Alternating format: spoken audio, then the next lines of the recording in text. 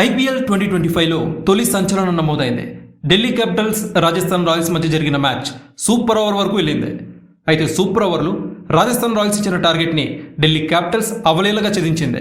KL Rahul ఒక 4, Tristan Stubbs ఒక 6 కొట్టి ఆర్ఆర్ ఇచ్చిన టార్గెట్ని సునాయాసంగా సూపర్ ఓవర్లో ఛేదించారు. ఇక ఈ మ్యాచ్లో ఆర్ఆర్ కెప్టెన్ సంజు శాంసన్ ఫ్యాన్స్కి ఒక బ్యాడ్ న్యూస్. ఇవాళ మ్యాచ్లో శాంసన్ అద్భుతంగానే బ్యాటింగ్ చేశాడు. అంతేకాదు ధోని రికార్డ్ని కూడా బ్రేక్ చేశాడు.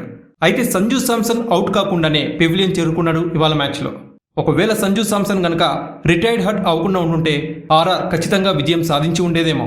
అసలేం జరిగిందంటే సంజు శాంసన్, యశస్వి జైస్వాల్ రాజస్థాన్ రాయల్స్కి శుభారంభమే అందించారు. వీరిద్దరూ కలిసి రాజస్థాన్ స్కోర్ని 5 ఓవర్స్లో 50కి తీసుకువెళ్లారు. అయితే 6వ ఓవర్లోనే సంజు శాంసన్ జట్టుని వీడాలి అని నిర్ణయించుకున్నాడు. నిజానికి కొన్ని బంతుల ముందు సంజు శాంసన్ బ్యాక్ ఫుట్ నుంచి లాంగ్ 6 కొట్టాడు. ఆ సమయంలో సంజు శాంసన్కి వెన్నునొప్పి వచ్చింది. దీని తర్వాత సంజు శాంసన్ కొన్ని బంతులు ఆడిన అనంతరం రిటైర్ కావాలని నిర్ణయించుకున్నాడు.